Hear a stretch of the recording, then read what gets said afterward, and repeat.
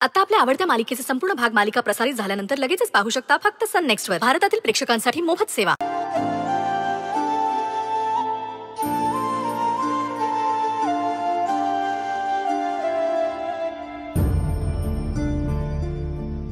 सई, तू रडतेस? काय झालं?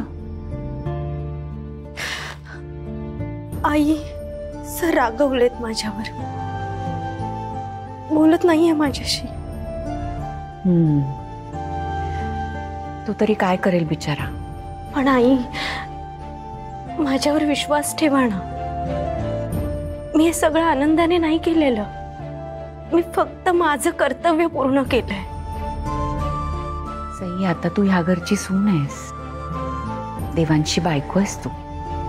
एक पत्नी म्हणून सुद्धा तुझं काही कर्तव्य आहेच ना. पण मी कुठे नाकारते हे सगळं? तुला कळत नाहीये बाळा. देवांश तुझ्या बाबतीत नेहमीच संयमाने वागलाय. तुला प्रत्येक वेळी त्यांनी समजून घेतलंय. तू सुद्धा त्याची साथ दिलीयस. पण आता त्याला हे नातं पुढे न्यायचंय आणि नेमकं त्यावेळेला तू त्याच्यापासून लांब राहण्याचा निर्णय घेतलास. तो दुखावला जाणं साहजिकच आहे ना. खरं तर तुझा हा निर्णय मला सुद्धा पटलेला नाहीये. तू असं करायला नको होतंस बाळा. पण आई, अंजलीने स्वतःचा जीव धोक्यात घालून सरांचा जीव वाचवलाय. मान्य आहे मला. त्यासाठी आपण आयुष्यभर तिचे ऋणी राहू. अगं, पण तिने देवांशचा जीव वाचवला म्हणून तिच्यासाठी तू तुझं जगणं सोडून द्यावंस असं आहे का? नाही, असं नाहीये. तू खूप भोळी आहेस सई. तू चांगली म्हणून जग चांगलं असं नसतं. खरं तर तू अंजलीला या घरात आणायलाच नको होतंस. आता बघतेस ना, काही केल्या ती या घरातून जाता जात नाहीये. तुझ्या लक्षात येत नाहीये सई, पण ती तुझ्या आणि देवांच्या संसारात सतत अडथळा आणायचा प्रयत्न करत असते.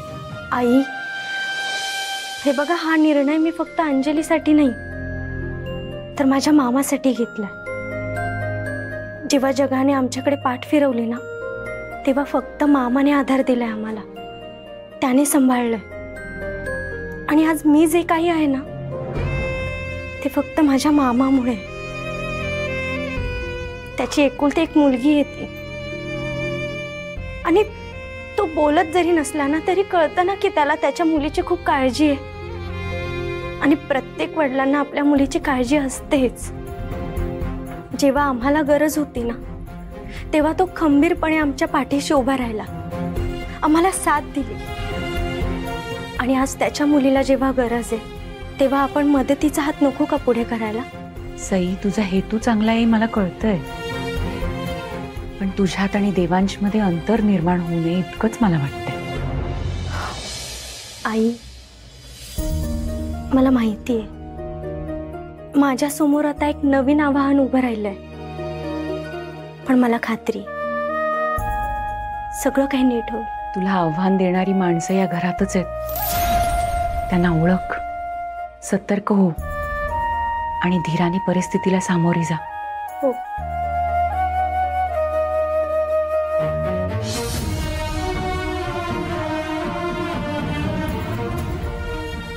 खूप गुणाची पोर ही, मनाने साधी आहे अगदी. पण हिच्या साधेपणाचा फायदा घेणारे लोक आहेत आजूबाजूला. तेव्हा माझ्या सुनेचं रक्षण कर. तिला चांगल्या वाईटाची पारख करण्याची सुबुद्धी दे. माझ्या मुलांचा संसार लवकरात लवकर मार्गी लागू दे.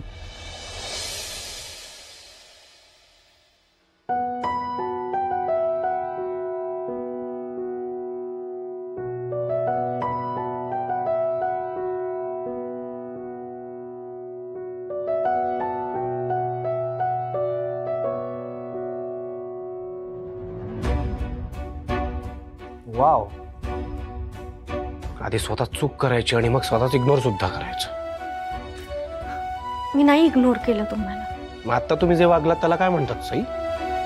हे बघा सर, मी जर तुमच्याशी बोलले तर तुम्ही चिडणार हे मला माहिती आहे.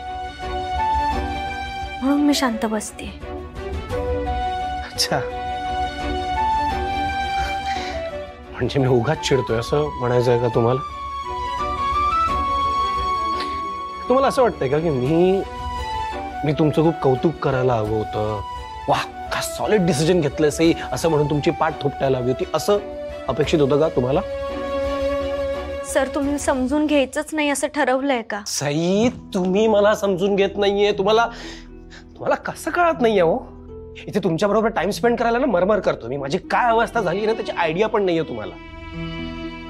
आणि जर असंच आपण दुसऱ्याचा विचार करत जगत राहिलो ना तर मग झाला, कल्याण आहे आपला. अंजली दुसरी कोणी नाहीये, बहीण आहे माझी ती. आणि जोपर्यंत अंजलीचं लग्न होत नाही ना तोपर्यंत मी आपल्या संसाराचा विचार कसा करू तुम्हीच सांगा. सई तुम्ही डोंट यू थिंक तुम्ही उगाच सगळं कॉम्प्लिकेटेड करताय? फर्स्ट ऑफ ऑल या दोन्ही वेगवेगळ्या गोष्टी आहे. अंजलीचा आणि आपल्या रिलेशनशिपचा ना काही एक संबंध नाहीये. असं नाहीये सर, आपलं आयुष्य एकमेकांशी जोडलेलं आहे सर. अजिबात नाही. तुम्ही जोडताय आणि कन्फ्युजन क्रिएट करताय. सई, मला सांगा, अंजली आपल्या सगळ्यांशी कशी वागली आहे, तिने आपल्या सगळ्यांना किती त्रास दिले हे आपल्या सगळ्यांना माहिती आहे. पण जेव्हा तिला मदतीची गरज होती आपण तिला मदत केली, तिला आपल्या घरी राहायला जागा दिली. माझ्याकडनं जितकं मला जमलं मी तिच्याशी बरा वागलो. रिसेंटली जेव्हा हा ऍक्सिडेंट झाला आपण तिला हॉस्पिटलला घेऊन गेलो, बरोबर? आणि आता सुद्धा ती आपल्याच घरी आहे. घरातले सगळे लोक काळजी घेत आहेत तिची. आणखी काय हवंय? किती दिवस आणखी परक्या लोकांमुळे आपल्यामध्ये प्रॉब्लेम क्रिएट करणार आहे आपण? करेक्ट आहे तुमचं. अंजली आपली नाहीये, परकी आहे. त्यात ती आपल्या घरात आश्रितासारखी राहते आणि आपण तिला आपल्या घरात ठेवून उपकारच करतोय असंच वाटतंय ना सगळ्यांना. पण आश्रितासारखं राहणं काय असतं ना हे सगळ्यात जास्त मला माहिती. इतकी वर्ष मामीच्या घरात अशीच तर राहिली आहे मी. आणि मी जे सहन केलंय ना ते अंजलीने करू नये म्हणून मी हा निर्णय घेतला. आणि म्हणूनच मला तिला लवकरात लवकर ना तिच्या हक्काच्या घरात पाठवायचंय. करेक्ट आहे, करेक्ट आहे सई. पण आपल्या रिलेशनशिपचं आणि तिचा काय संबंध? आणि मुळात तिचं लग्न व्हावं म्हणून आपण एकमेकांपासून लांब का राहतोय? आणि एक जेन्युइन ओपिनियन देऊ, तुम्हाला वाईट वाटायला ऐकून, पण अंजलीचं लग्न होणं इम्पॉसिबल आहे. असं का वाटतं तुम्हाला? कारण लग्न करता कमिटमेंट लागते, ऍडजस्टमेंट लागते, समोरच्या व्यक्ती करता काहीही करायची तयारी लागते. आणि हे सगळं अंजलीला जमेल असं मला अजिबात वाटत नाही. आणि या सगळ्याच्या पलीकडे सई, आपल्याला आपल्या पार्टनर बरोबर ऑनेस्ट राहावं लागतं, लॉयल राहावं लागतं. आणि अंजली किती लॉयल आहे, किती खोटी आहे, किती नाटकी आहे ते आपल्या सगळ्यांनाच माहिती आहे. मी तर स्वतःच्या डोळ्यांनी बघितलं. नाही, मला मान्य आहे अंजली आधी खूप चुकीचं वागली आहे, खूप साऱ्या चुका झाल्यात तिच्या हातून. पण आता ती सुधारली, स्वतःमध्ये बदल केलाय तिने. आणि सर, तुम्ही विसरलात का? तिने स्वतःचा जीव धोक्यात घालून तुमचा जीव वाचवलाय. I appreciate it, I really appreciate it. पण तुम्हाला खरंच असं वाटतं की अंजली पूर्णपणे बदलली आहे? हो, मला पूर्ण विश्वास आहे की अंजली पूर्णपणे बदलली. सई, मला ना एवढंच वाटतं की तुमच्या या डिसिजनमुळे कोणीच खुश नाही. ना मी, ना जानू, ना आई, कोणीच नाही.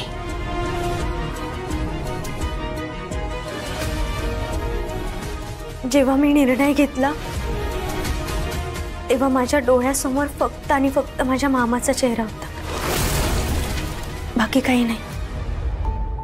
माझ्या मामाने मला कधीच वडिलांची कमी नाही भासू दिली. अगदी स्वतःच्या मुलीसारखं जपलंय त्याने मला. मामी तरी मला परक्यासारखं वागवायची, पण मामाने माझ्यात आणि अंजलीमध्ये कधी भेदभावच नाही केला. माझ्या लग्नाचा जर कोणाला जास्त आनंद झाला असेल ना तर तो फक्त माझ्या मामाला झाला होता. आणि जेव्हा त्याच्या मुलीचं लग्न मोडलं ना तेव्हा एकदाही दोष दिला नाही त्याने मला. एका शब्दाने सुद्धा मला काही बोलला नाही तो. आईनंतर जर कोणी माया केली असेल ना तर ती फक्त माझ्या मामाने केली. खूप काही केलंय त्याने माझ्यासाठी. आणि आज जर मला ती संधी मिळतेय तर मी त्याच्यासाठी करायलाच हवं ना. आणि अंजलीचं लग्न होत असताना मला त्याच्या चेहऱ्यावरचा आनंद बघायचा आहे. आणि आयुष्यभर माझ्या चेहऱ्यावरचा हसू जपण्यासाठी त्याने त्याच्या बायकोशी आणि त्याच्या मुलीशी ना कायम वाईटपणा घेतलाय. त्याच्या तुलनेत ना मी काहीच करत नाही. पण एवढंच तर करू शकते ना.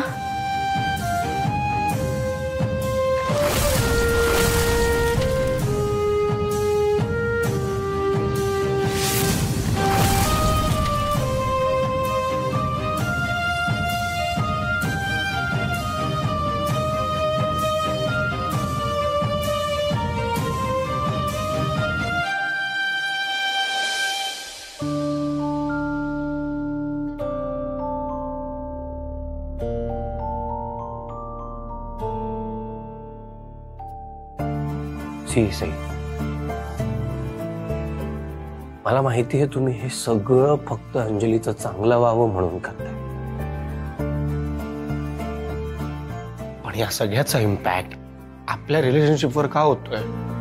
तिकडे जानू, तिला तर नातवंडाचा वेध लागलाय. आणि खरं खरं सांगू का, खरं खरं माझी सुद्धा खूप इच्छा आहे की आपल्याला एक छान छोटस गोंडस बाळ व्हावं. आपण आपलं नातं पुढे न्यावं. खूप इच्छा आहे माझी.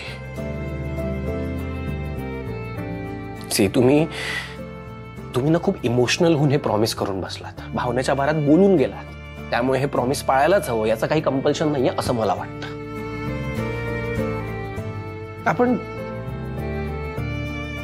आपण करूयात ना. राहिला प्रश्न अंजलीच्या लग्नाचा, तर आपण करूयात ना ते काहीतरी. कसं करायचं, कुठे करायचं, मी आहे ना तुमच्या.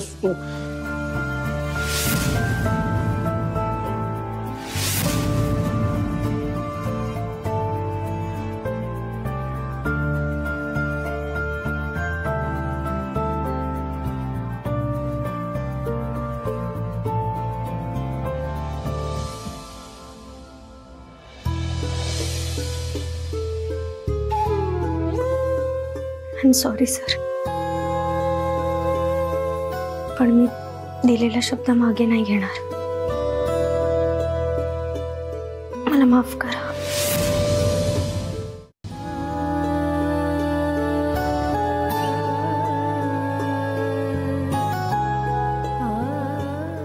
अंजलीची तब्येत अजून पूर्णपणे सुधारली नाहीये. डॉक्टरांनी तिच्याकडे लक्ष ठेवायला सांगितलंय. मी तिच्या रूम मध्ये जाते.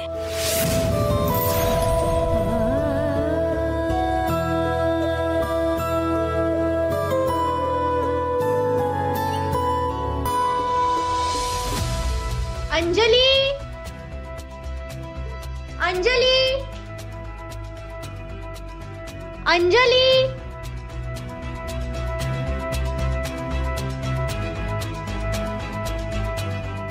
काय ग, त्रास होतोय का अजून? ग बघ ना, अचानक पाय दुखायला लागला का. मला सांग, तू औषधं घेतलीस ना? घेतली औषधं. अगं मग वाटेल ना बरं. थोडा वेळ त्रास होणं साहजिकच आहे. बरं बघू, मी पाय दाबून देऊ का तुझा? नाही सई, हे बघ, तू काळजी करू नकोस. मी लवकर ठीक होईन. तू जा, जाऊन झोप. मी कुठेही जाणार नाही. आज मी तुझ्या रूम मध्ये थांबणार आहे. कशाला सई? सई, ऑलरेडी माझ्यामुळे तुला खूप त्रास झालाय. आणि आता मी ठीक आहे. आय मीन ठीक होईन लवकरच. तू माझी इतकी काळजी नको करूस आता. तू जा आणि जाऊन झोप.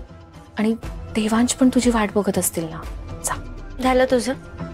एकदा सांगितलं ना, मी तुला सोडून कुठेही जाणार नाही.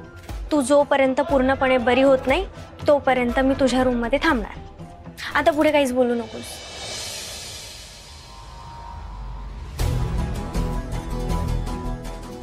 सई, तू माझ्या देऊ सोबत झोपू शकणार नाहीस याची मी पण नीट काळजी घेईन ना. तुला हवंय का? नाही, खायचं नाहीये. तू प्लीज ते डस्टबिन मध्ये टाकशील का? आय मीन, अगं मी ट्राय केलं पण मला ते पायामुळे. टाकते, तेवढं समजू शकते ना. आलेच.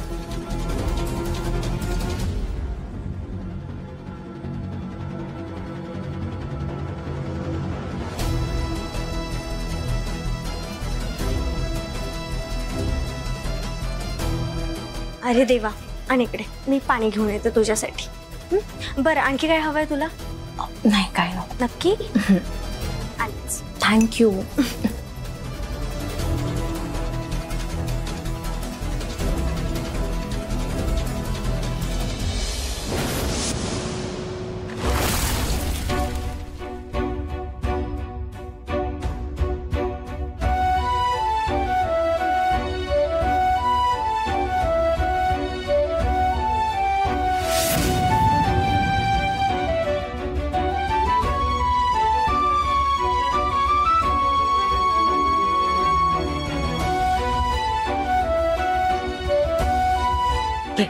ते पण.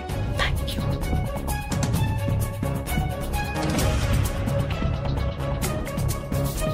तुझी औषध इथे ठेवत्या.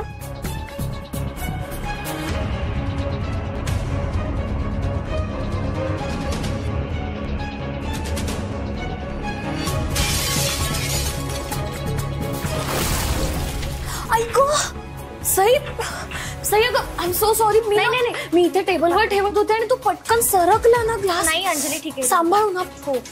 मी उचलू का? अगं नाही, राहू दे. तू बसून राहा. मी उचल.